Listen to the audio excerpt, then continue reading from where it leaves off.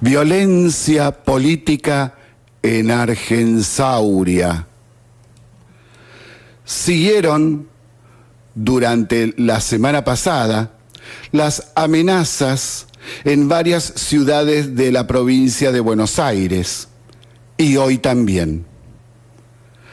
Pérdida de días de clase, protestas de padres, crecimiento del descontento y un gobierno que actúa luego de producida la amenaza y que, en muchos casos, logró dar con los culpables e iniciarles acciones penales. Y así también conocer de dónde viene la organización de estas actividades.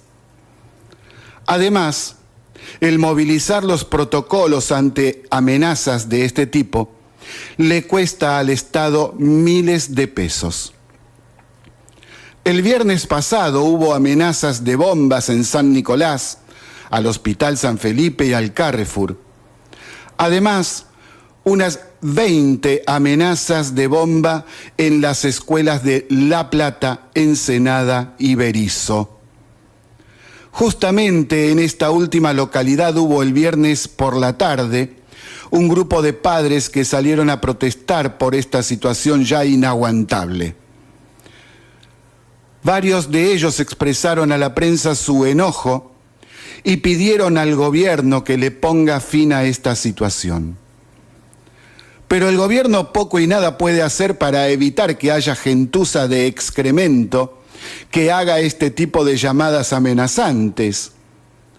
Detenés a algunos, pero las llamadas siguen. ¿Por qué? Porque no se trata de 4 o 5 enfermos o locos que hacen estas amenazas. Esto es parte de un plan de desestabilización y de creación de descontento en la población con fines políticos. Es decir, no se trata solo de personas, se trata de organizaciones políticas y ya hemos dicho varias veces de dónde provienen. Y si no tuviesen votos, ni algunos apoyos de parte de la ciudadanía, desaparecerían rápidamente. Pero esa no es la realidad. Estos sectores políticos todavía tienen el apoyo de mucha gente que, al parecer, no se da cuenta de qué hijos de su mala madre les dan su voto. Ya explicamos muchas veces que esos fascistas se meten también en las escuelas para lograr tener militantes y seguidores que, desde adentro, provoquen situaciones conflictivas. Por ejemplo, las tomas en las escuelas en la ciudad de Buenos Aires. Por ello, también debemos mencionar lo siguiente. En el Colegio San Cayetano de La Plata hubo un incidente absolutamente repudiable. Un alumno hizo estallar en un baño una bomba de cloro. Todos los alumnos y docentes tuvieron que abandonar la escuela y hubo un procedimiento médico para atender a los intoxicados, de bomberos y de policías también. El día de clases se perdió, se suspendieron las clases.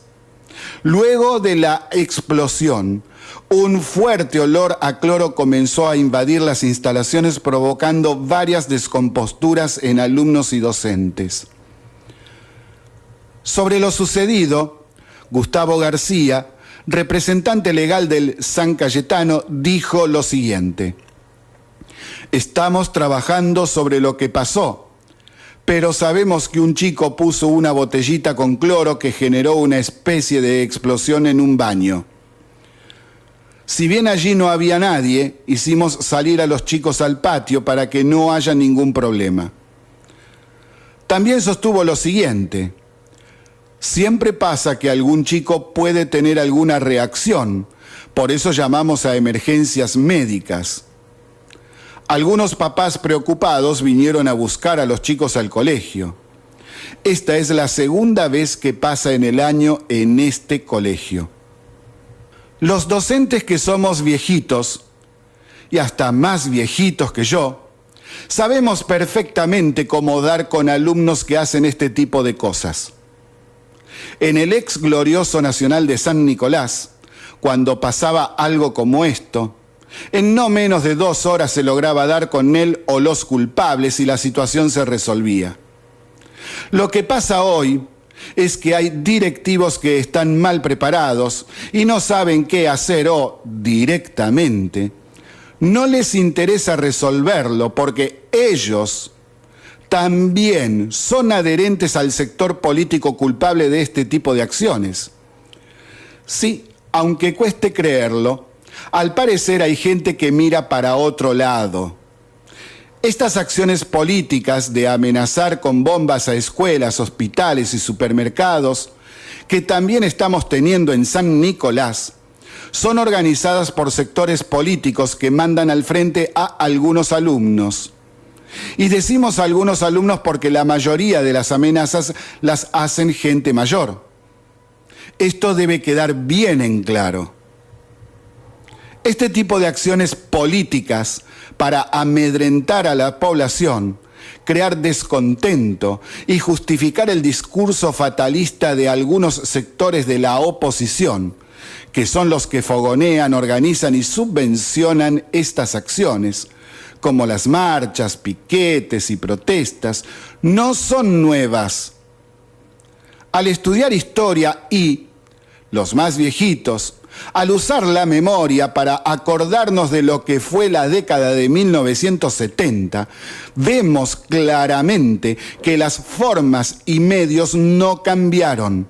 Siguen siendo los mismos procedimientos, tácticas y estrategias. Pero hoy, el asunto es que esta gente está más preocupada que antes porque, si bien el gobierno nacional que tenemos comete errores y hasta toma decisiones con las que no estemos de acuerdo, también realiza acciones que a estos delincuentes les preocupa. Y mucho. Quitó mucho dinero de la pauta publicitaria y por eso hay medios que presionan con noticias falsas y realizan críticas fuera de contexto y hasta con mentiras. Muchos políticos y sindicalistas están siendo investigados y procesados judicialmente por los delitos cometidos.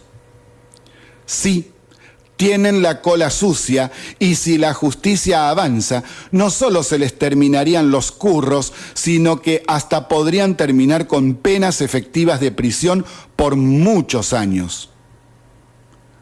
Pero lo que más les preocupa es mantener lo robado. Y por eso el Partido Justicialista bloquea en el Senado de la Nación el tratamiento del proyecto de ley de extinción de dominio. A los narcos se los está combatiendo. Nunca antes en la historia de nuestro país tuvimos un gobierno tan resuelto a enfrentar a los narcotraficantes. Se han incautado miles de kilos de drogas. Se meten presos a narcotraficantes todos los días. Y se desarman bandas enteras todas las semanas. En la provincia de Buenos Aires, Vidal avanzó con todo contra los zahares del juego clandestino, histórica caja de la política y de políticos corruptos. A los artistas se les terminó el curro de robar plata del Inca con películas truchas, falsas, esas que nunca se hacían pero igual cobraban millones de pesos. Los intendentes ahora están obligados a llevar la contabilidad del movimiento de fondos como corresponde y según lo que establece la ley. Ya no se permite, como sí se permitía antes, que los balances no sean presentados como correspondía. Y si presentan bien esos balances, entonces se les sigue entregando dinero. Pero si no lo hacen, el dinero no se entrega y ahí está el problema. Se les terminó el curro. Ahora, robar dineros públicos no es tan fácil. A muchos empresarios se les terminaron los negocios oscuros con el Estado. Por ejemplo, las obras públicas se hacen con un 40 y hasta un 50% menos de costo. Y eso que hubo una gran inflación en estos últimos 2 años y medio. Encima, Para las obras públicas están llegando empresas desde el exterior para hacerles competencia. El sistema judicial está en jaque. Está bajo observación y crítica por parte de la población. Hay proyectos ya presentados para reformularlo y así terminar con la discrecionalidad en cuanto al mal cumplimiento de sus funciones, y se trata de frenar a fiscales y jueces corruptos realizando investigaciones que, si no avanzaron más hasta hoy, se debe a que los miembros del PJ las frenan en, por ejemplo, el Consejo de la Magistratura. Y así como muchas instituciones se encuentran con opiniones negativas de parte de la gente, el peronismo y la izquierda también tienen un altísimo porcentaje de desprestigio. Por ejemplo, el Partido Justicialista en la elección del año pasado tuvo el 5% de votos, el porcentaje más bajo de toda su historia, algo que jamás imaginaron. Por eso es que hay dirigentes de ese partido que están realizando reuniones para unirse con Massa y el kirchnerismo para las elecciones del 2019. Pero ese es el plan B, porque el plan A es sabotear y boicotear constantemente al gobierno nacional para provocar su caída. Sí, un golpe de Estado como plan A. El plan B es el que, si el A no funciona, entonces quieren tener posibilidades de volver al gobierno nacional en las elecciones del año que viene. Y por si algún distraído todavía no se dio cuenta, una aclaración final. Esto que estoy diciendo no significa defender a Macri, significa defender la República, la Constitución Nacional, el Estado de Derecho. Puede estar en el gobierno cualquiera que haya sido votado por el pueblo, no importa, el que haya ganado la elección. Lo que sucede en este país es que hay mucha gente que no aprendió nada respecto de lo que significan la democracia, la república, el cumplir con la Constitución Nacional y el respeto y cumplimiento por la ley vigente, y también el respeto por el que piensa diferente, que no es un enemigo como lo calificaron los kirchneristas desde su gobierno o los peronistas desde 1946. Todavía no aprendieron, no son ciudadanos, siguen en el pasado. Y lo peor de todo, muchos argentinos les dan su voto. Para finalizar este editorial, me dirijo a aquellos que piensan que estoy diciendo pavadas. Y les digo a ellos lo siguiente: vean lo que pasará en los próximos días, semanas y meses. Las amenazas de bombas seguirán, como también seguirán las siguientes acciones: marchas, piquetes, paros que nada tienen que ver con la situación de los trabajadores, aunque quieran disfrazarlo de esa manera. Declaraciones golpistas de periodistas, comunicadores sociales, referentes políticos, actores, etc. Seguirán mintiendo, distribuyendo declaraciones y fotografías falsas y trucadas por las redes sociales. Realizarán más denuncias falsas. La violencia política aumentará, y mucho. Observen la realidad y verán que lo que hoy les digo se dará en nuestro querido país, que lamentablemente sigue siendo Argensauria. Así comienza Se Pudrió Todo. Ciudadanos, les informamos que desde ahora se pudrió todo. Buenas tardes a todos, estamos en Se Pudrió Todo, iniciando la semana en este lunes 2 de julio del 2018. Se Pudrió Todo tiene sitio web o bitácora o blog, como guste decirle, donde se encuentran los audios de los programas anteriores. Además, hay documentos e informes en forma escrita para consultar sobre los temas que tratamos en el programa. También hay una selección de sitios web donde se puede consultar información de primer nivel. La dirección del sitio web es sepudriotodo887.blogspot.com.ar. También estamos en Twitter, Facebook, Google Plus, YouTube, y también si nos quieren enviar correo electrónico es sepudriotodo887@gmail.com. Y así rapidito hemos iniciado con un extenso editorial sobre un problema recurrente en nuestro país cuando determinado partido político no es gobierno. Y ya los que somos viejitos lo hemos vivido tantas veces.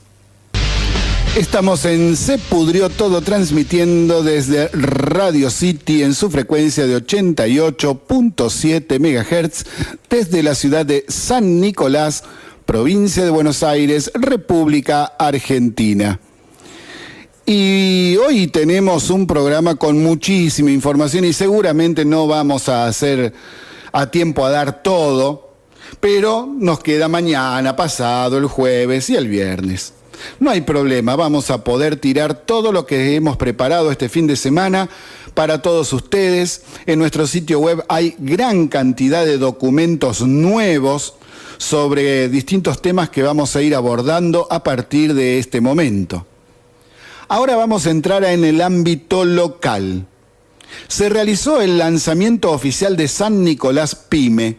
San Nicolás Pyme es organizado por la Municipalidad de San Nicolás a través de la Agencia de Desarrollo Económico y la Federación de Comercio e Industria de nuestra ciudad. Se realizará el jueves 2 de agosto de 8 a 17 horas en el Hotel Colonial y la entrada será gratuita. El momento central del encuentro será la ronda de negocios multisectorial, que consiste en la facilitación de reuniones estratégicas entre las empresas participantes con el objetivo de generar relaciones comerciales entre más de 200 pymes de la región. En rueda de prensa, el secretario de Desarrollo Productivo de la Municipalidad, Francisco Buchara, explicó lo siguiente: uno de los desafíos que teníamos era potenciar las pymes. Es por ello que pensamos avanzar con un evento destinado a brindarle herramientas de desarrollo a las pymes. Y hablando de herramientas, ¿cuáles son esas herramientas que se les van a dar? Bien, las herramientas son 3: vinculación, capacitación y simplificación. ¿Y esto qué quiere decir? Bien, vinculación es un espacio para que se puedan conocer entre sí, informarse sobre lo que pueden hacer y ver si pueden complementarse, asociarse en determinado tipo de negocios. La segunda herramienta es la capacitación, porque brinda herramientas para poder ser competitiva. Habrá charlas sobre diversos temas del ámbito productivo, financiero, intereses sociales, etc. Y también la tercera herramienta es la simplificación. Habrá stands de provincia, nación y también del municipio de San Nicolás para poder evacuar dudas sobre trámites y permisos de funcionamiento. Bueno, vamos a estar expectantes respecto de este tema y lo vamos a seguir repitiendo en algunos otros programas de este mes de julio. También anunciaron el inicio de obras para remodelar la guardia del Hospital San Felipe. Constará de 2 etapas. Este miércoles pasado, el 27 de junio, comenzó la construcción de lo que será la guardia de contingencia, que estará ubicada sobre calle de la Nación. Esta obra tendrá que estar terminada en menos de 60 días. La segunda etapa de la obra está centrada en la guardia propia del hospital, que contará con 600 metros cuadrados en la planta baja para atención al público y 400 metros cuadrados en el primer piso destinado a médicos y administrativos. Con respecto a la parte exterior del edificio, se avanzará 20 metros hacia la calle Olleros y quedará cerca de la línea de la vereda con un ingreso para ambulancias. Los accesos serán laterales con rampas para personas con discapacidad. Una vez finalizada la obra, se incorporarán nuevos equipamientos con camillas, respiradores y todos los insumos que requiere una guardia de hospital. Esperemos que las obras se concreten en tiempo y forma, que se hagan bien, sin chapucerías, y que todo esto sirva para brindar una mejor atención a toda la región. Y sí, hace falta seguir evolucionando y seguir mejorando. Ahora pasamos al ámbito de la provincia. Lo primero que vamos a decir es que hemos subido a nuestro sitio web la resolución número 2018-59 sobre retiros voluntarios en la provincia de Buenos Aires en el año 2018, que fuera dada a conocer el viernes pasado por el Boletín Oficial de la provincia de Buenos Aires. Este es el régimen para la gente que está trabajando en alguna dependencia oficial de nuestra provincia y que quiera acogerse a este régimen de retiro voluntario con el pago correspondiente del salario durante varios meses, más la indemnización correspondiente. Bueno, vamos a ver cómo sigue esto. Usted tiene, por si le interesa echarle una miradita, en nuestro sitio web la resolución completa, donde está bien aclarado cada uno de los puntos y pasos a seguir y cómo sería este tema del retiro voluntario. Les recuerdo que nuestra dirección del sitio web es sepudriotodo887.blogspot.com.ar y allí entra en la sección documentos y tiene todo esto bien explicadito. Ahora algo que tiene que ver con Rosario. Sí, con Rosario. El presunto autor del crimen del estudiante de Ingeniería en Sistemas, Juan Cruz Ibáñez, permanece prófugo. Luego de que la policía detuvo el viernes a la noche a otros 2 cómplices que habrían participado del letal robo al joven de 23 años, asesinado a puñalados en su departamento ubicado en el centro de esta ciudad. Juan Cruz Ibáñez había recibido un premio de la NASA. Sí, un premio de la NASA. Por eso es que este caso ha tomado relevancia a nivel nacional e internacional. Y ya Juan Cruz Ibáñez se perfilaba como una gran promesa científica argentina. Este dato es el que hace que el caso de su asesinato, cuando le querían robar en su departamento, haya hecho que este lamentable suceso sea difundido hasta por las redes sociales, también noticieros y diarios en todo el país. Es que en estos días en Rosario también hubo más personas asesinadas. Y esto ya tomó estado de gravedad inusitada. Justamente uno de los asesinados este fin de semana es un nicoleño. Se trata de un indigente que murió luego de recibir una gran cantidad de golpes cerca del Monumento a la Bandera el sábado pasado. Tenía 40 años y vivía en la calle. Se trata de Gabriel Alejandro Curcio. Qué triste, qué triste. Es tremendo lo que está pasando en esa ciudad. Bueno, volvemos a la provincia de Buenos Aires. La semana pasada comentamos que había un tema pesado y que ahora quedó más que aclarado en las críticas realizadas, que esas críticas realizadas fueron de mala onda politiquera, podríamos decirle. Y nos estamos refiriendo a la resolución 1736/18 sobre los equipos de orientación escolar. Los equipos de orientación escolar tienen como objetivo acompañar a las instituciones educativas en el sostenimiento de las trayectorias escolares de los alumnos de primaria y secundaria. fueron creados para la prevención de problemáticas psicológicas, pedagógicas, sociales y para la promoción de la salud integral de la comunidad educativa a través de intervenciones orientadoras, articulando su accionar con otras áreas estatales. Estos equipos tienen contacto directo con la familia de los alumnos, de los estudiantes, en las escuelas en donde funcionan estos equipos, y ahí a las familias se las escucha y también se les da orientaciones sobre estas cuestiones que hemos estado nombrando. Ahora, resulta que la Resolución Provincial 1736 busca reorganizar a estos equipos que actualmente trabajan en su mayoría enfocados en una sola escuela. Es decir, se forma el equipo de orientación escolar en tal escuela y de ahí no se mueven.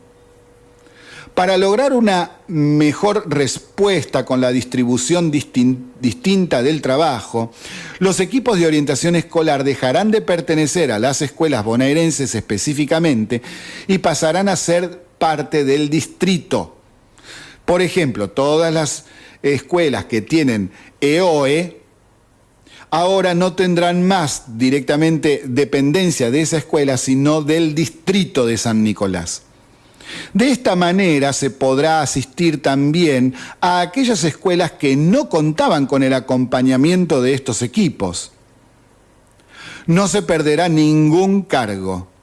No solo se mantendrán, sino que se generó un mecanismo y un diagnóstico más profundo para ver en qué lugares prioritariamente es necesario ampliar. La reorganización se dará en función de la cantidad de estudiantes atendidos y la complejidad de los casos. Además, se pretende mejorar el diagnóstico que se hace al momento de pensar las necesidades de la escuela. Y acá hay que hacer una aclaración. Estos equipos de orientación escolar existen desde hace muchos años y en muchas escuelas todavía no se pudieron poner o armar, y hasta incluso en localidades completas no existen en nuestra provincia. ¿Y por qué? Bueno, por una razón muy simple. Para los equipos de orientación escolar hace falta gente que tenga determinado tipo de estudios previos. Y esos tienen que ver con la rama de psicología. Y en la rama de psicología no hay suficiente gente en la provincia para atender a absolutamente todas las escuelas. Por eso es que desde hace años hay un montón de equipos de orientación escolar que no cubrieron sus vacantes. Ante esta realidad, ¿qué hizo la provincia? Los pasa al distrito para que el distrito pueda mejorar la atención, sobre todo de las escuelas que todavía no tienen esos equipos de orientación escolar. Pero desde la semana pasada hubo sectores políticos que empezaron a hacer operetas y decir barbaridades que nada tienen que ver con esta resolución, que es lo que está proponiendo, porque con esta resolución habrá principalmente estos escenarios posibles en acción, que son los que les voy diciendo ahora, se los voy a ir numerando. 1, donde el equipo esté razonablemente dimensionado, seguirá igual, y muy probablemente ocurrirá con muchos equipos. 2, donde las escuelas tengan 2 o 3 equipos, podrán aplicarse esquemas donde los equipos también colaboren en escuelas cercanas. 3, donde haya equipos con enorme población o complejidad, serán reforzados. Y 4, donde haya equipos con poca población y baja complejidad, podrían extender su cobertura a otra escuela. Y es ese el espíritu de esta resolución, tratar de llegar a las escuelas y a los distritos donde hasta el día de hoy hay serios problemas para poder cumplir con esa tarea. ¿Por qué? Porque falta gente, no porque no se nombren. Entonces, cuando salieron a criticar, se produjo lo mismo que con otros temas anteriores. Lanzan misiles criticando, desvirtuando la realidad, Crean operetas donde no existen problemas, como por ejemplo el tema de hacer cumplir las leyes vigentes respecto de la educación de adultos, o con el tema de las escuelas rurales. Y estos temas que este año hemos tratado en varias oportunidades, también con otros temas. De cualquier cosa salen y hacen operetas y mienten. ¿Por qué no aportan algo positivo en vez de estar todo el tiempo fogoneando la crítica, los movimientos en contra, las marchas de protesta? Están protestando por algo que no es real, le están inventando. ¡Qué bárbaro! Y podríamos ir ahora a Entre Ríos, a la ciudad de Paraná, que está el caso del intendente Barisco y el narcotráfico. Hace varios días que estamos tratando este tema. Barisco, de la Unión Cívica Radical, del ala que está aliada a Cambiemos, tuvo el apoyo del narcotraficante Tavi Celis para ganar las elecciones del 2015. Ante tantas pruebas presentadas, ya el ministro del Interior, Rogelio Frigerio, le pidió que renunciara a la intendencia. La Unión Cívica Radical de Entre Ríos lo echó del partido. El juez lo tiene acorralado con el avance de la investigación. Ya está todo prácticamente cocinado, probado. Y se cuentan los últimos días de Barisco como intendente, que ya casi ni va a la municipalidad. Algunos dicen que va por la tarde para no encontrarse con los empleados.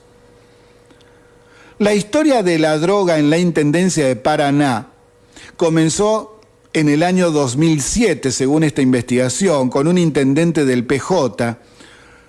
Luego en 2011 siguió con el kirchnerismo y en el 2015 con Cambiemos, con este intendente perteneciente a la Unión Cívica Radical. Bueno, ya no pertenece más, la Unión Cívica Radical fue echado. Muchos políticos de diversos partidos metidos en el narcotráfico. Un buen trabajo descriptivo de la situación de Paraná está en un video de YouTube. Si le interesa verlo, ingrese a YouTube y busque lo siguiente: El Presto. Y allí, entrando en su canal, busque el video Barisco y la Merca, los narcos en Paraná. Es fácil encontrarlo, ya que es el último video subido hasta el sábado pasado. Le repito, entre en YouTube y busque El Presto. Y allí, entrando en su canal, busca el video Barisco y la Merca, los narcos en Paraná. Y es un videito que dura unos 20 minutos, un poquito menos, donde está todo perfectamente explicado y con testimonios de paranaenses y también de gente que estuvo en la campaña de Barisco y al enterarse de lo que estaba pasando realmente salió corriendo. Las cosas que cuentan. Es tremenda esa realidad. Lo que está pasando allí es tremendo. Y nos está corriendo el horario. Tenemos acá un tema que es para alquilar balcones respecto de la provincia de Buenos Aires, los intendentes, Vidal, el tema de lo que se viene con los gobernadores de provincias. Pero lo vamos a dejar para mañana porque es tremendo esto. Si le interesa, mire, es para alquilar balcones con pochoclo incluido. Esto lo vamos a dejar para mañana. Así que ahora nos vamos a distender con los chalchaleros un ratito. Estamos en Se Pudrió Todo, transmitiendo desde la 88.7 de la ciudad de San Nicolás, provincia de Buenos Aires, República Argentina, para toda la zona de influencia. Ahora entramos en el ámbito nacional.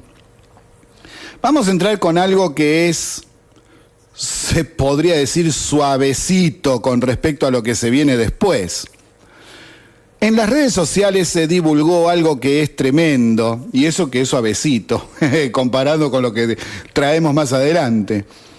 Resulta que el sábado, en la ciudad de San Lorenzo, pusieron una pantalla gigante en una de sus plazas para mirar el partido de Argentina contra Francia.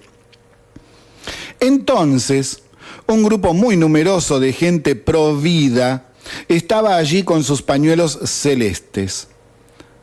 De pronto, se les acercó gente de la TV pública o Canal 7, que es el canal del Estado, el canal de todos nosotros, para decirles que no los iban a enfocar si no se sacaban los pañuelos celestes. Pero otro grupo que tenían pañuelos verdes sí los enfocaban. Esto es inconcebible y seguramente algo que debe investigarse, porque seguro que es una censura realizada por el imbécil que estaba encargado de la transmisión, ya que ese canal no tiene una línea editorial definida sobre el tema, además no debe tenerla, ya que al ser estatal muestra o debería mostrar todas las posiciones. Y así lo hace en su programación diaria. Pero un imbécil hace esto. Esto es increíble. Increíble. Bueno, no importa, vamos a complementar esto con una muy buena noticia. Muy buena noticia. El planetario de la ciudad de Buenos Aires ya está restaurado y renovado en lo tecnológico con equipamiento de última generación. El mismo equipamiento que tienen los mejores planetarios del planeta, del mundo, de los países más desarrollados. Hasta tiene equipos para personas con discapacidad. Es excelente y bien vale una visita para conocerlo. Yo me acuerdo que lo conocí porque tengo familiares en la capital federal y bueno, cuando era chico y los iba a visitar me llevaban. Pero también una vez fui con la escuela número 30, yo era alumno de la escuela del barrio Somisa, se organizó un viaje y nos llevaron. Es una muy buena idea ver si pudiesen organizar más viajes para alumnos tanto de primaria como de secundaria, para que conozcan justamente no solamente el planetario, sino que conozcan más de todo lo que en el planetario enseñan todos los días sobre eso que se llama universo, esa cuestión tan impresionante y que tan poco sabemos muchas veces de esto. Vendría muy bien desde el punto de vista educativo que se organicen viajes para ir al planetario, entre otras visitas que se pueden realizar en esa ciudad. Ahora, me parece que padres, docentes, inspectores deberían tener en cuenta esta sugerencia. Hay que ir al planetario. Y bueno, volvemos a las noticias que nos pegan, algo que es realmente inconcebible. El sábado pasado, todos los vuelos en Ezeiza y Aeroparque fueron suspendidos. Sí, se pararon todas las actividades. Fue a partir de las 10:30 de la mañana. ¿Les suena la hora? Los vuelos que debían llegar allí fueron derivados a Rosario y los que debían despegar fueron suspendidos. Ahora, ¿por qué? Fue porque los sindicatos plantearon que los empleados querían ver el partido de Argentina con Francia. Claro, luego salieron a desmentir diciendo que fue porque había neblina. Eso es mentira. Una vil y vulgar mentira, y nos toman por estúpidos a todos, o quieren tomarnos por estúpidos. Porque resulta que Ezeiza y Aeroparque cuentan con el sistema ILS. Ese sistema es el de aterrizaje y despegue por instrumentos. Es decir, por más que la visibilidad sea cero, que no se vea nada, supónganse, se puede despegar y aterrizar sin problemas. Y les cuento más. Argentina tiene este sistema en 28 aeropuertos. Además de Ezeiza y Aeroparque, también lo tienen los aeropuertos de Rosario, Tucumán, Tandil, Río Grande, Salta, Ushuaia, Resistencia, Neuquén, Mendoza y podría seguir. 28 sistemas instalados. Otro caso de por qué somos un país inviable, somos Argensauria. Otro ejemplo más de cómo las obligaciones y lo que realmente se debe hacer pasa a un segundo plano por un partido de fútbol o una excusa para no trabajar y disfrutar de la vida y darle que va. Tema ampliamente tratado en muchos programas anteriores. La semana pasada, sin ir más lejos, tratamos este tema de los partidos del Mundial y las clases en las escuelas. Al audio lo tienen en nuestro sitio web. Es inconcebible, no se puede creer. Y el viernes pasado, al no tener mucho tiempo, pasamos para el día de hoy prometiéndoles que íbamos a hablar de una nueva opereta que había iniciado Alessandra Minichelli, esposa de Julio De Vido, justamente. Sucede que Alessandra Minichelli presentó una denuncia contra el ministro Javier Iguazel por lavado de dinero y, oh, casualidad, la presentación quedó radicada en el juzgado a cargo de Rodolfo Canicova Corral, el juez que está siendo cuestionado y denunciado por enriquecimiento ilícito. Lo hizo a partir de una nota publicada en el diario Página 12. Sí, Minichelli, la esposa de De Vido, hace una denuncia contra un ministro partiendo de una nota publicada por el diario Página 12 el pasado 19 de junio, en la que se hizo referencia a que Iguazel aparecía vinculado a una firma offshore que había quedado al descubierto a partir de filtración conocida como Paradise Papers, no Panama Papers, sino Paradise Paper, que es otra. La nota del diario que Minichelli tomó para hacer la denuncia señalaba que el casting de la Casa Rosada para elegir ministros y secretarios es infalible. El flamante titular de Energía, Javier Iguazel, figura en los Paradise Papers. Las actividades offshore del funcionario están vinculadas a su paso por Pluspetrol, una petrolera de capitales argentinos, donde se desempeñó hasta mayo de 2015. Entonces, ¿qué pasa con esto? Viejo esto. Bueno, a ver, sigo. La docena de archivos identificados por Página 12 en el marco de la investigación impulsada por el Consorcio Internacional de Periodistas de Investigación y el diario alemán Süddeutsche Zeitung vinculan a Iguazel con Pluspetrol Angola Corporation de Islas Caimán. El ex titular de Vialidad Nacional no es director ni accionista de la compañía montada en la guarida caribeña, sino que estuvo encargado de sus operaciones a través de 3 poderes de abogado, otorgados entre 2012 y 2014. Los documentos no autorizan a desarrollar un vasto conjunto de actividades legales, bancarias y financieras en nombre de la offshore. La presencia offshore del funcionario se extiende hasta 6 meses antes de su alejamiento de la petrolera, es decir, hasta fines del 2014 es esto, para iniciar su acelerada carrera en la política como precandidato a intendente por el PRO en la localidad bonaerense de Capitán Sarmiento.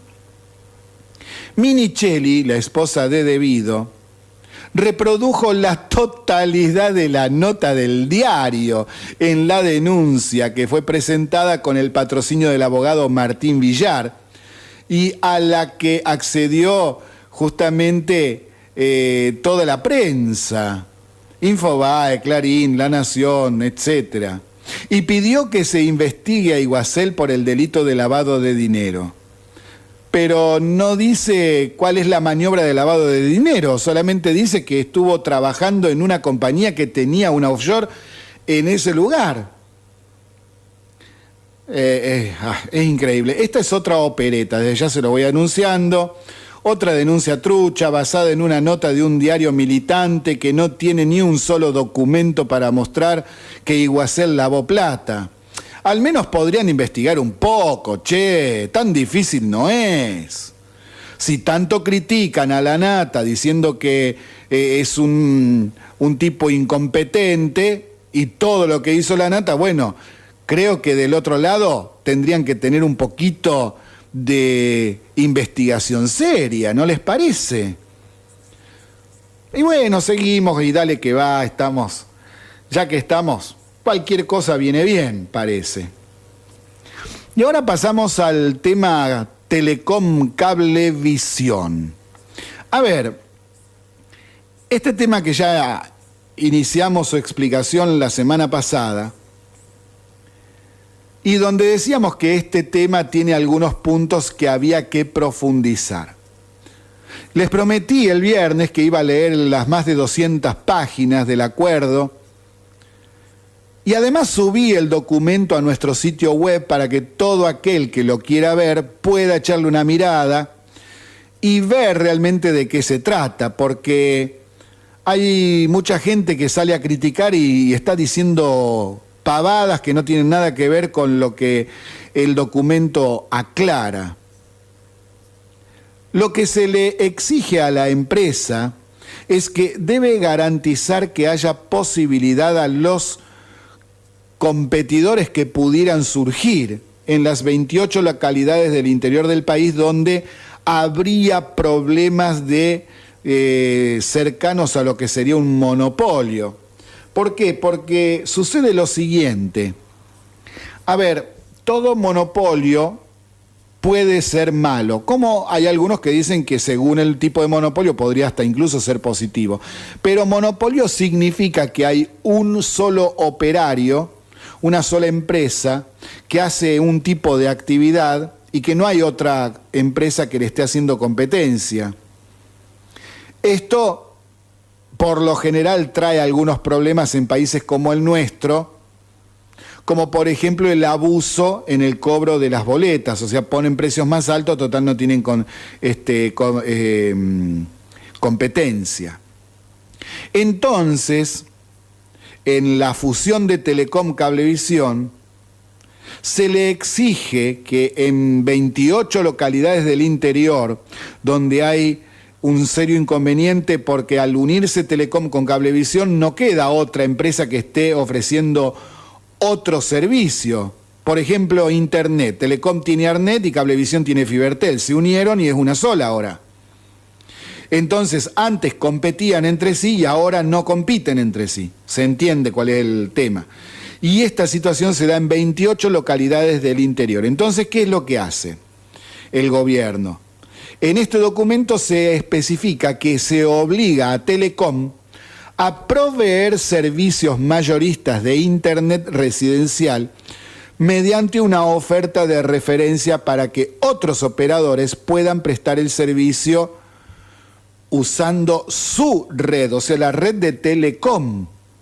Es decir, yo quiero poner en una ciudad un servicio de Internet, entonces hablo con Telecom, che, vos sos el único y el dueño de la fibra óptica, entonces yo te voy a ir a hacer competencia, pero necesito tu fibra óptica. ¿Cómo? Sí, un delirio total y absoluto. Bueno, esto es por lo siguiente, a ver. Telecom tiene una red de fibra óptica en esas localidades. Entonces debe revender a alguna otra empresa que quiera ofrecer los servicios de telefonía fija, internet, telefonía celular y hasta televisión por cable, Sí, debe darle parte de su equipamiento para que otra empresa competidora pueda utilizarlo. Pero esto que se propone, además de ser injusto para quien viene invirtiendo desde hace ya varios años, trae consigo solo una expresión de deseos, porque ¿qué pasa si en alguna o en todas de esas 28 localidades no hay otra empresa que quiera competir? Y si por esta fusión ofrecen mejores servicios que sean contratados por más argentinos en distintos lugares del país, ¿qué pasará? ¿Le exigirán que no tome más clientes?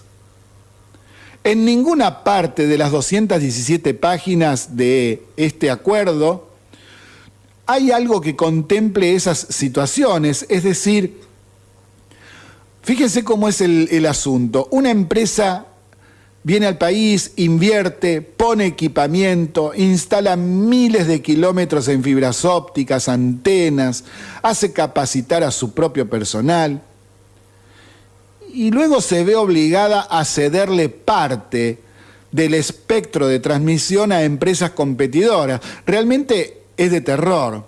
Mire, le doy un ejemplo de entrecasa. Usted pone una panadería. Ahora, resulta que es la única del barrio, no hay otra panadería en el barrio.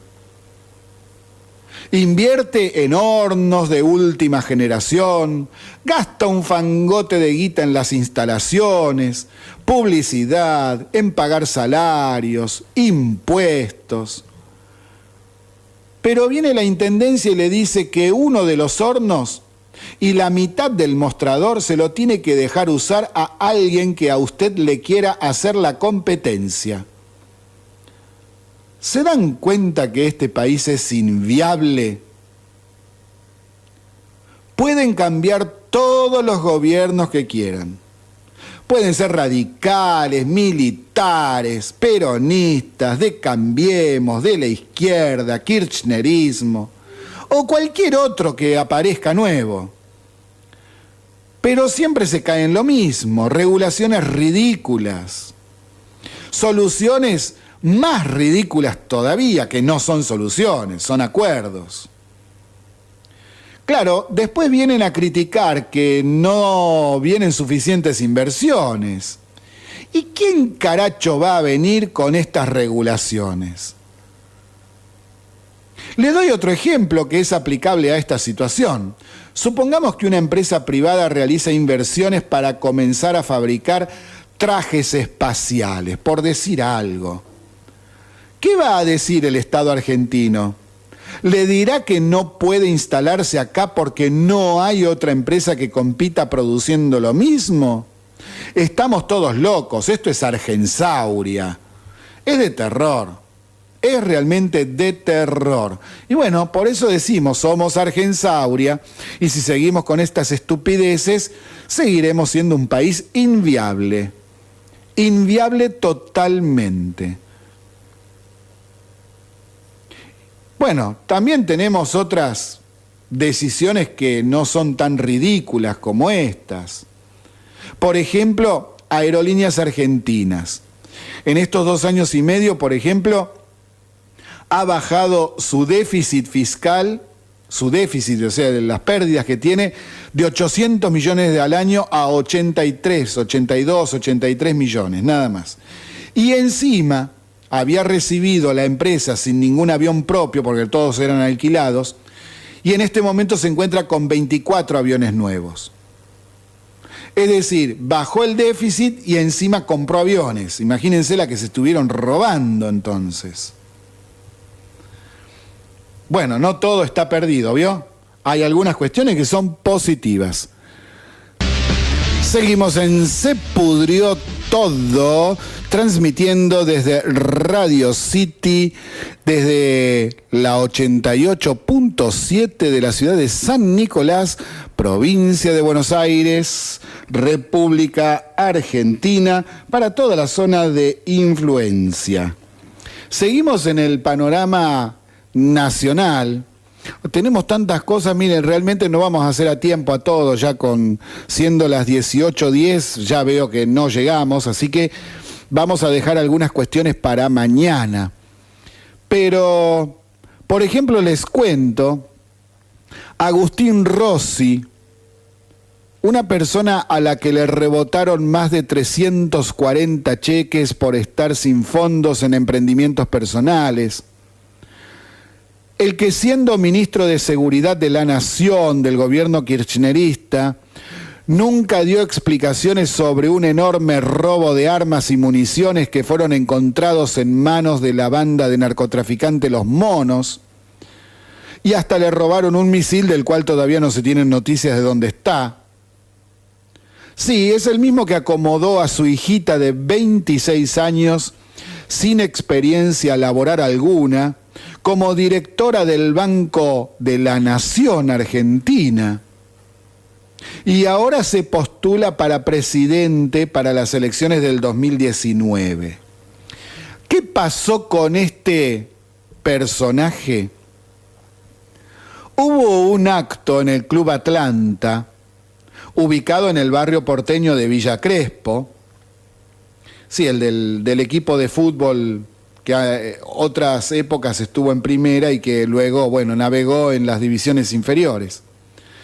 Bueno, le propuso a la militancia, y escuche bien, porque es de no creer, propuso indultar a los que votaron a Macri. Indultar.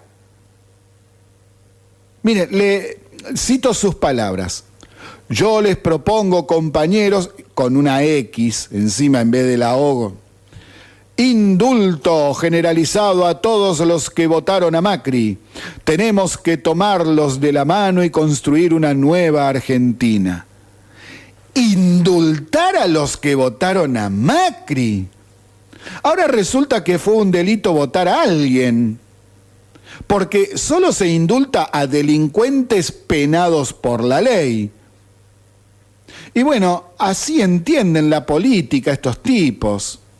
Son ellos o ellos, y ellos son los dueños de la verdad. Como son autoritarios y fascistas, consideran que no votarlos a ellos es un delito. Nos consideran a todos los ciudadanos como idiotas y a los que votaron a Macri como delincuentes. Por eso los quiere indultar. Y este mamotreto se postuló para la presidencia. Los tipos que reventaron un país entero te dicen que te perdonan por no votarlos a ellos y te invitan a tenerlos en cuenta. Y sí, somos Argensauria.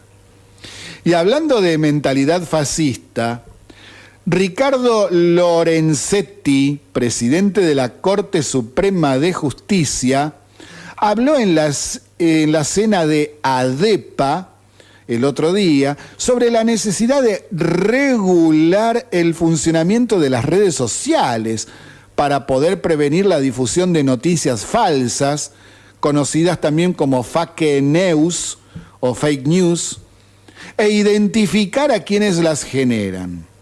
Dijo, y cito, tenemos que establecer qué tipo de exigencias tienen para tener Facebook, Twitter o Google en cómo se producen las fake news. Fin de la cita. Ya que estos grandes operadores, dice Lorenzetti, están afectando la libertad de expresión al condicionar o al guiarla a la gente sin asumir esa responsabilidad. Además agregó, cito, hoy cualquier persona puede ser atacada con falsas noticias, fotografías, asociaciones con lugares armados, deliberadamente. La vida privada está en riesgo a través de falsas noticias. Estamos ante un problema de una magnitud extraordinaria. Fin de la cita. Y esto no solo es de mentalidad fascista, sino también de ignorancia supina sobre qué son las redes sociales y cómo se manejan, cómo funcionan. Ahora resulta que nos quieren controlar lo que publiquemos en nuestras propias redes sociales, lo que digamos, lo que escribamos, lo que pensemos. Pero nada dijo sobre los periodistas que por radio, televisión y diarios difunden mentiras y hacen operaciones politiqueras que luego salen a la luz cuando las verdades son iluminadas. Además, este ignorante que tenemos como presidente de la Corte Suprema de Justicia, al parecer no sabe que si quiere encontrar a alguien que está difundiendo una mentira y que es un delito, entonces por las direcciones IP se lo puede encontrar perfectamente. Vamos, por favor. Gente imbécil que divulga mentiras siempre hubo, y por todos los medios que tuvo la humanidad a su alcance para expresarse, no es solamente por las redes sociales. El problema de las mentiras tiene que ver con otra cosa. Tiene que ver, por ejemplo, con la política sucia. ¿Quiénes son los que mienten y por qué? Tiene que ver con los políticos sucios y con la falta de buena educación de la población. Tanto para que no divulguen mentiras como para poder darse cuenta qué es una mentira y qué una verdad. En fin, la causa es una mala educación que no forma al ciudadano como corresponde. Y cuando nosotros planteábamos esto en las escuelas nos trataban de locos, a los poquitos que lo hacíamos. Por ejemplo, el profesor Gustavo González, que peleando contra el sistema se pudrió un día y dijo, no va más y me voy a mi casa.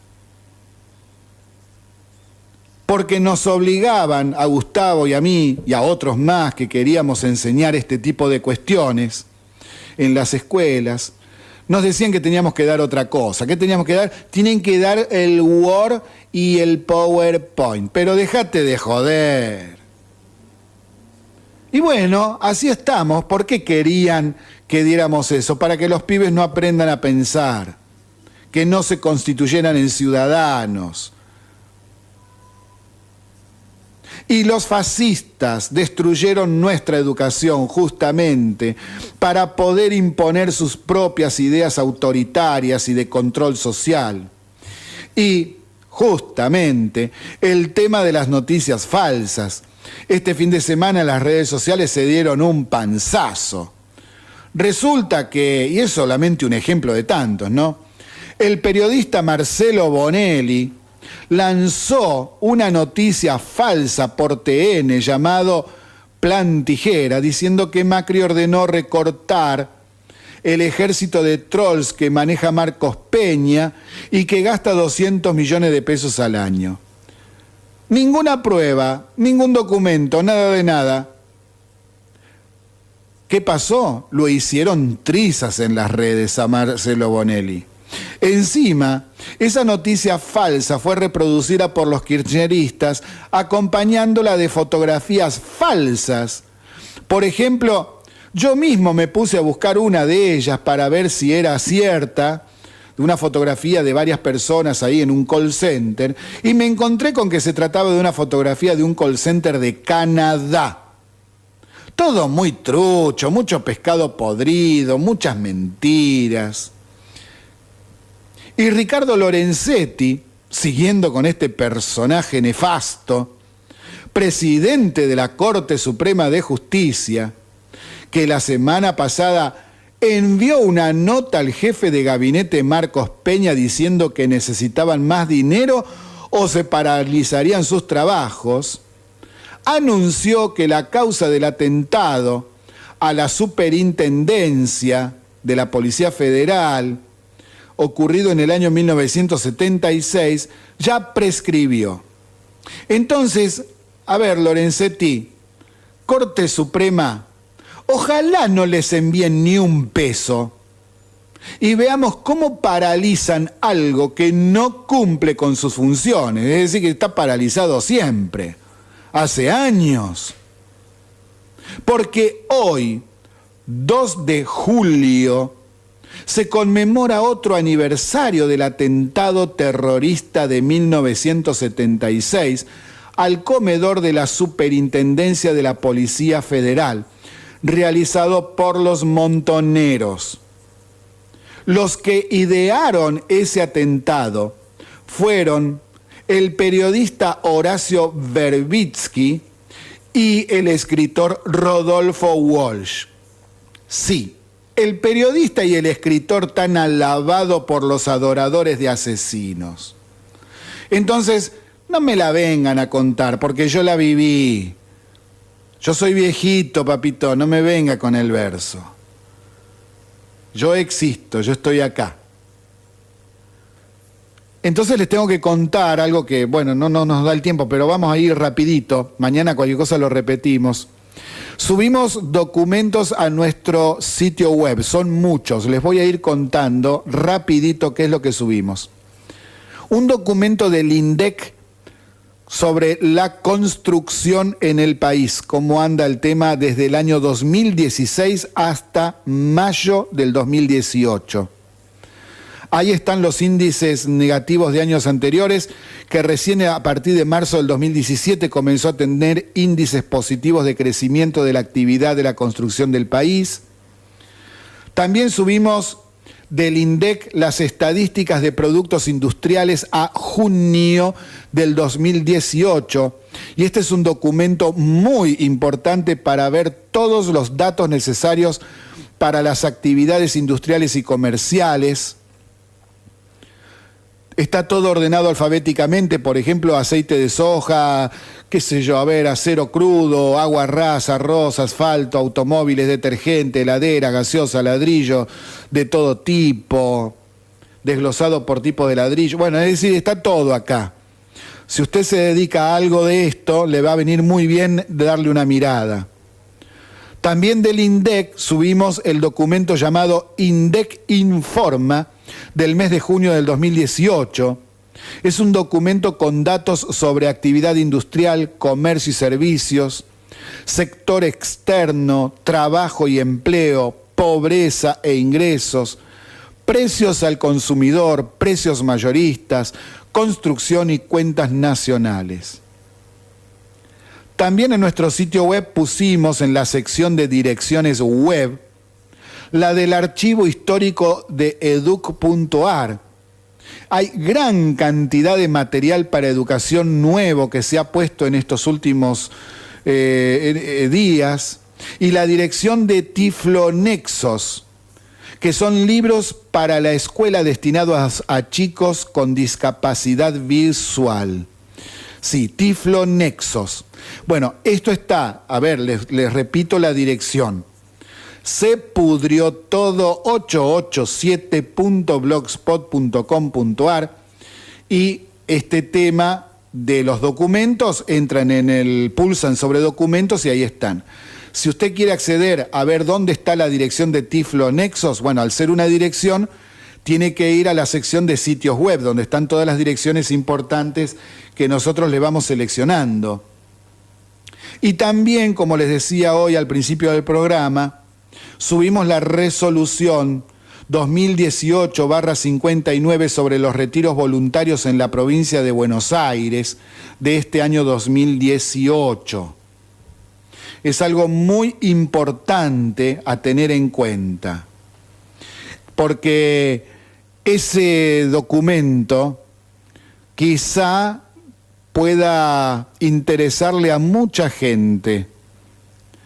Vamos a ver qué pasa con ese asunto, porque a mí personalmente me está interesando a ver cómo va evolucionando este asunto. La semana pasada estuvimos explicando el tema de las elecciones en la FUBA, la Federación Universitaria de Buenos Aires, que perdiera la izquierda y el kirchnerismo y que dejara en evidencia, denuncias mediante, el manejo corrupto que tenían sobre las fotocopiadoras de todas las facultades y las maniobras que realizaban con el dinero. Eso lo hicimos la semana pasada y están los audios también en nuestro sitio web. Esta gente que estaba en la fuba y que perdió las elecciones, nunca entregaron un balance de su gestión. 17 años llevaban manejando la fuba. Entonces se hicieron cálculos que daban muchos millones en el manejo de las fotocopias que necesitaban los estudiantes de la UBA en todas sus facultades. Nunca presentaron un solo balance y se hizo la denuncia correspondiente luego de que asumiese el lunes pasado la nueva conducción. Entonces, la exconducción de la FUBA, el Partido Obrero y la Amelia del kirchnerismo, presentaron el jueves pasado unas planillas diciendo que eso eran sus balances. ¿Y saben qué dicen? Dicen que las cifras dadas por los denunciantes no son reales, ya que el promedio por materia que los estudiantes gastaban, según ellos, al año, el promedio por materia era de 14 pesos. Sí, no es chiste. Dicen los que perdieron las elecciones, es decir, la izquierda y el kirchnerismo, que cada estudiante de la UBA gastaba al año un promedio de 14 pesos por materia. Eso es una total y absoluta mentira. Estos tipos mienten y roban en todos lados. Donde rascas un poquito, salta pus para todos lados. Son unos delincuentes. Cada estudiante de la UBA puede atestiguar lo que realmente tenía que gastar en fotocopias. Solo los alumnos del CBC, es decir, el del primer año, gastaron a inicios del 2018 la friolera de 50 millones de pesos, entre todos los del CBC. Imagínense los que son ya estudiantes avanzados de las distintas carreras de segundo, tercero, cuarto, quinto año. Ahora, vayan al Instituto 127 de San Nicolás y díganle a los alumnos de los profesorados que tienen que gastar solo 14 pesos por materia. Se los comen crudos. Hoy, en el 127, cada materia no lleva menos de 600 pesos en fotocopias. Y eso que es una materia terciaria. Imagínense en la universidad. 14 pesos que dicen estos delincuentes contra 600 pesos reales por materia como mínimo en un terciario. Pero qué HDP que son. 14 pesos por materia dice que gastaban en la UBA. Eso no cuesta ni siquiera el programa de la materia. Ni el programa, hijos de su mala madre. ¿Cómo han robado? Ah, esperen. No queda ahí el asunto. También está lo que pagaban de sueldo a los empleados de las fotocopiadoras. Y acá hay algo increíble, miren, les cuento. Resulta que el Partido Obrero y el kirchnerismo, declarados defensores de los trabajadores, pagaban, según dicen ellos mismos en esas planillas que les comentaba recién, sueldos de 6.129 pesos mensuales cada uno. Es decir, unos 10.000 pesos menos de lo que es la canasta básica y 2.000 pesos menos de lo que es el salario mínimo vital y móvil marcado por ley. Ah, y además lo pagaban en negro. Y mienten descaradamente en otra cosa. Resulta que los centros de copiado están en 12 sedes y dijeron que tenían 36 empleados. El horario de atención de las fotocopiadoras es de 7 de la mañana hasta las 23 horas. Entonces, a ver, fíjense, son 12 locales, dicen que tienen 36 empleados y el horario de atención de las fotocopiadoras es de 7 de la mañana hasta las 23. Entonces, solo había un empleado por turno. uno solo para el centro de copiado y miles de alumnos y docentes para atender. Sí, claro. Quedó en claro que el Partido Obrero y el kirchnerismo se les pudrió todo. Se les pudrió todo. Y sí, basta, dejen de mentir. Seguimos en Se Pudrió Todo, transmitiendo desde la 88.7 desde la ciudad de San Nicolás, provincia de Buenos Aires, República Argentina. Y vamos ahora con el tema económico, a explicar algunas cositas que están pasando. Por ejemplo, el tema dólar, que tanto preocupa a la gente, o a mucha gente. En lo que va de la primera parte del año del 2018, es decir, 6 meses, la devaluación de la moneda fue del 35,6%. Esto quiere decir varias cosas. Y como son varias cosas, vamos a ir explicando de a una, numerándolas, para tener un cierto orden y que se pueda ir entendiendo. Punto 1. Hoy la relación peso-dólar está igual al año 2010. Sí, a valores actuales estamos en este tema como en el 2010, luego de la devaluación hecha por el ministro Carlos Fernández. Ahora, ¿por qué aumentó tanto? Bueno, porque el año pasado aumentó muy poco. El año pasado tuvimos una inflación del 25% y el dólar aumentó poco. Entonces, ¿qué pasó? Lo que no aumentó el año pasado lo aumentó en estos primeros 6 meses. Y además, la inflación que tuvimos en estos 6 meses, que fue de más del 10%. 2. ¿En qué perjudica que aumente el dólar? Perjudica en que aumentan los precios internos de los bienes importados. Por ejemplo, los electrónicos como los celulares, que están hechos con material que se importa. Y eso cuesta más caro. Hay que poner más pesos para comprar los dólares necesarios para que entren esos materiales. Por ejemplo, las pantallas, por ejemplo, la placa con todos los elementos electrónicos, etc. Pero también es más cara la maquinaria para la industria, los insumos industriales, y por eso es que aumentan varios precios de distintos elementos que nosotros podemos ir a comprar. También perjudica al que debe viajar al exterior, ya que todo le cuesta más caro en pesos. 3. ¿Hay beneficios para el país? Sí, aunque muchos no lo crean, hay beneficios y varios. Por ejemplo, el que exporta recibe más pesos. Vamos a ver un ejemplo. Si se exporta 1 tonelada de soja o 1000 botellas de vino, recibirá más pesos por la misma cantidad de dólares que recibe al venderlos en el exterior.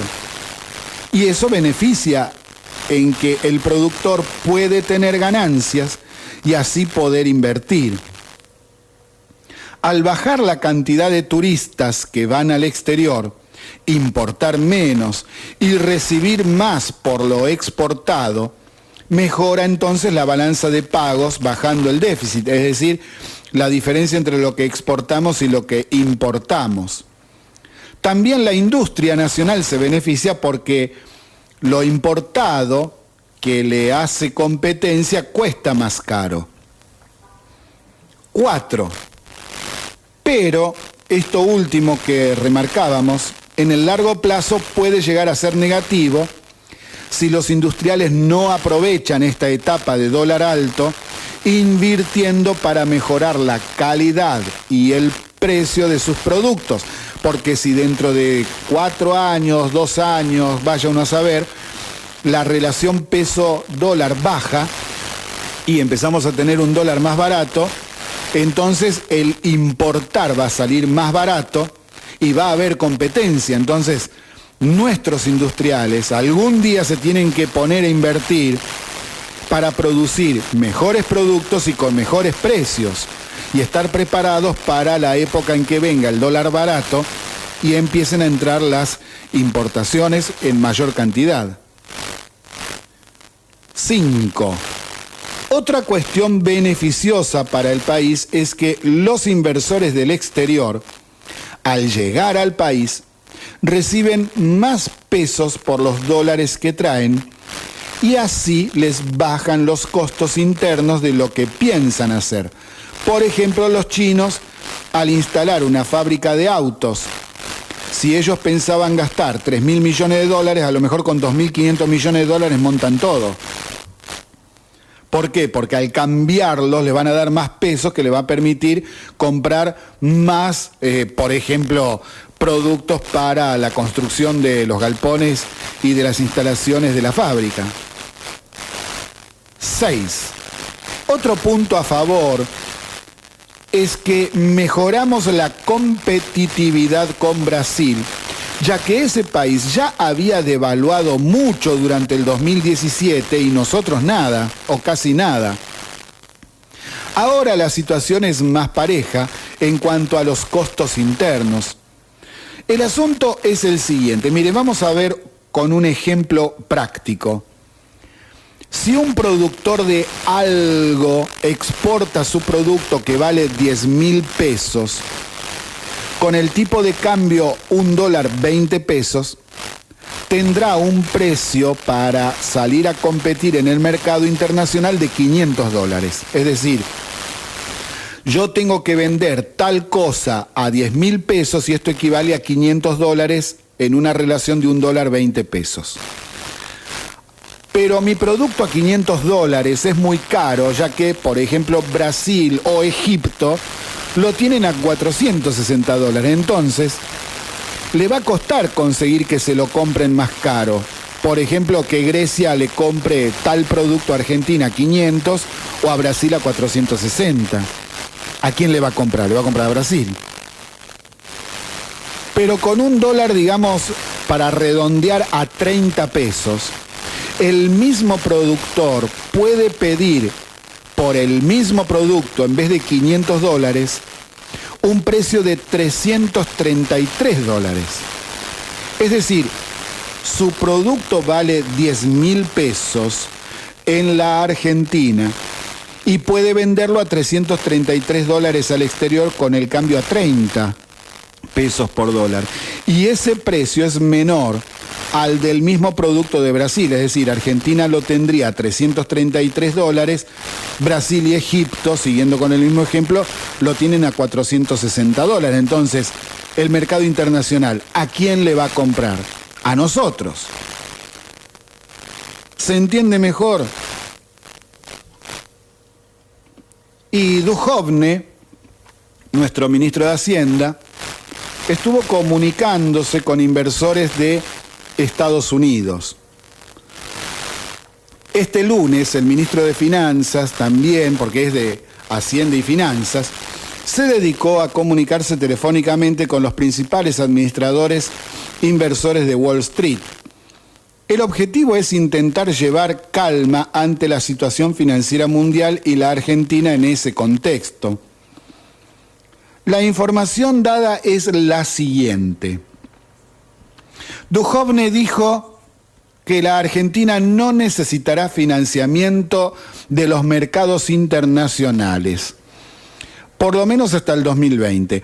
Esto es porque con lo acordado con el FMI, alcanza para trabajar sobre la baja del déficit fiscal hasta fines del 2019. Entonces queda una pregunta. ¿Esto quiere decir que desde el 2020 tendremos necesidad de más dinero externo para financiar el déficit fiscal? Si esto es así, entonces, ¿significa que en el 2020 seguiremos teniendo déficit fiscal? Cuidado, porque si esto es así, como estamos diciendo, como lo entendemos de acuerdo a la información difundida, los esfuerzos que se están intentando hacer para bajarlo serían bastante. ¿Cómo decirlo? A ver, mejor me lo guardo, por ahora. Si no, el micrófono va a echar fuego, se me va a prender fuego el micrófono. Otra cuestión que dijo Duhovne es que las necesidades financieras netas para este año serán de 1.200 millones y de 8.400 millones de dólares para el año que viene, para financiar el déficit. Bueno, esto es, dentro de la situación del país, una buena noticia en cuanto a que no utilizarían más de 10.000 millones de dólares de endeudamiento de los otorgados por el FMI. Veremos luego si se cumple. Duhovne también prometió que no piensa poner controles de capitales a los capitales y desmintió rumores de gravar gastos al turismo en dólares. Mejor. Entonces, lo que dijimos la semana pasada respecto de que era un rumor y que si se confirmaba sería un gran error del gobierno. Entonces, bueno, no pasó de ser un rumor, mejor así. Que no hagan eso porque no corresponde. Duhovne también dijo que espera que el déficit de cuenta corriente baje al 3% del PBI este año. Vamos a ver si esto es cierto, porque cuando llegó el gobierno de Macri el déficit del PBI era del 7%, el año pasado estuvo en el 5%, y dice que para fin de este año estará en el 3%. Ojalá que se cumpla, lenta la baja del déficit, pero que se haga de una buena vez. El ministro detalló a los inversores la estrategia de la subasta de letes de hoy, que se puede integrar con Levax.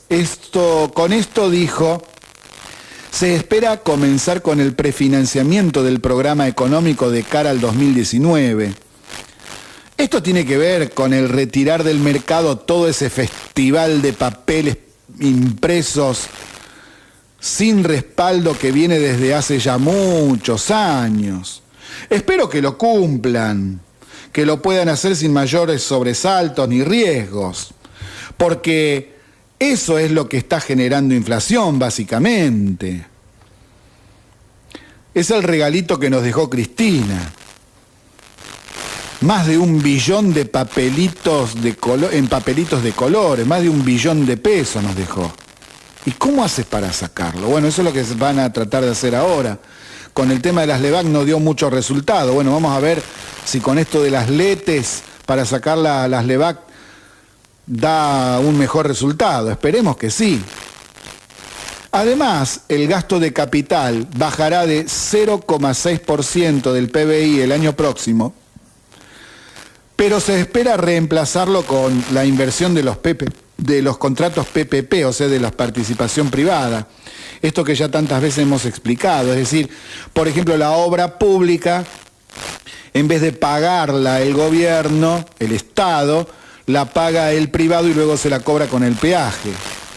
Esto ya se está haciendo. Por ejemplo, ya hay 25 rutas que no cobran peaje porque están en muy mal estado y tienen que arreglarse. Entonces, en vez de arreglarlas el Estado, las tiene que arreglar el concesionario. Entonces, ¿qué hizo el gobierno? Les cortó el peaje. No pueden cobrar más hasta que no arreglen la ruta. Una vez que la arreglen, entonces van a poder seguir cobrando el peaje. Y también, como anunciábamos en días pasados, ya salieron las primeras adjudicaciones por las licitaciones de obra pública por PPP en 6 corredores viales nuevos. Vamos a ver qué pasa con eso. Es decir, se van a hacer obras en donde el Estado no pone un peso. Otra cuestión es que el plan del gobierno para el tema tarifario, según Duhovne, pasa por reducir los subsidios a la energía y el transporte a 0,4% del PBI en 2019 y bajarlo en otro 0,6% del PBI al año siguiente, es decir, el 2020. Acá está el mayor problema, mucho gradualismo. Si se hubiese hecho desde diciembre del 2015, hoy no tendríamos este problema. Ya hubiéramos salido del desastre que nos dejaron en ese tema, por lo menos en ese tema. En materia cambiaria, el ministro prometió que la subasta de 150 millones de dólares de los últimos 2 días fue una excepción y que se volverá a los 100 millones de dólares diarios. Los 300 millones de dólares adicionales del viernes pasado, aseguró Duhovne, fueron parte de la política del Banco Central de la República Argentina, organismo que tiene independencia para establecer la política cambiaria, o sea que es aparte de lo que el Ministerio de Hacienda hace. Bueno, acá vemos un problema serio. Los mercados internacionales dieron la orden la semana pasada de vender acciones y bonos de los países emergentes y pasarse al dólar. Lo explicamos el jueves pasado. El audio, si quiere escuchar la explicación, está en nuestro sitio web. El jueves pasado. Y también Duhovne estimó que el PBI no agrícola, tendrá un crecimiento del 2,9% este año, en el segundo trimestre sobre todo. ¿Y por qué dice no agrícola? Bueno, porque para ese cálculo no tiene en cuenta lo que pasó con la actividad agrícola, que en estos primeros 5 meses del año tuvimos una sequía la más grande en los últimos 50 años y que perjudicó gran parte de la producción de la zona cerealera por excelencia de nuestro país, la zona de la pampa húmeda, que estaba más seca que lengua del oro. Esta contingencia climática hizo estragos y por eso se espera una caída en la producción del 2018 por parte del campo, pero a pesar de esa caída, dice Duhovne que el crecimiento de nuestro PBI durante el segundo trimestre, o sea, ahora que lo empezamos el día de hoy, 2 de julio, sería cercano al 3%. Si esto es así, derriba muchas de las críticas que se le hacen al gobierno diciendo que va a haber una recesión muy grande por las medidas tomadas. Vamos a ver qué es lo que pasa. Si Duhovne tiene razón o los críticos tienen razón al decir que, bueno, Duhovne dice que creceremos casi el 3% del PBI en este segundo trimestre y los críticos dicen que no creceremos más allá del 1,3%. Esto es importante porque influye directamente en nuestra calidad de vida, en si nos rinde o no el dinero, porque a mayor crecimiento del PBI baja un poco más la inflación y también baja lo que se debería ampliar en las tarifas de electricidad, gas, combustibles, transporte. No es lo mismo crecer casi el 3% que el 1,3%. Uno dirá, pero la diferencia, ¿cuánto es? Bueno, pero esa pequeña diferencia significa miles de millones de pesos. Miles de millones de pesos. Muchísimo, muchísimo. Bueno, y antes de irnos, nosotros tenemos el panorama internacional 2 cuestiones muy importantes, muy importantes. Vamos a ver si al menos con una podemos hoy y mañana daremos la otra, que tiene que ver con Estados Unidos, Arabia Saudita y el petróleo. No vamos a hacer a tiempo hoy con esa. Pero tenemos que explicar un poquito lo que pasó en México el día de ayer. Ayer hubo elecciones presidenciales y ganó Andrés Manuel López Obrador con el 53% de los votos. Es del partido de centro izquierda AMLO, ese que le gustaba a Cristina. El presidente de México es elegido por un periodo de 6 años sin reelección. López Obrador anunció que su principal promesa será no permitir la corrupción ni la impunidad. Prometió no permitir la corrupción ni la impunidad. Bueno, ojalá sea así, porque el último que asumió en América con discurso de izquierda en este tema específico, en la Argentina, dijo lo mismo, que no iba a permitir la corrupción ni la impunidad. Y nos mostró que tenía las manos limpias, ¿se acuerda? Y acto seguido se afanó hasta el agua de los floreros. Claro, para hacer política se justifican sus seguidores. Así vamos.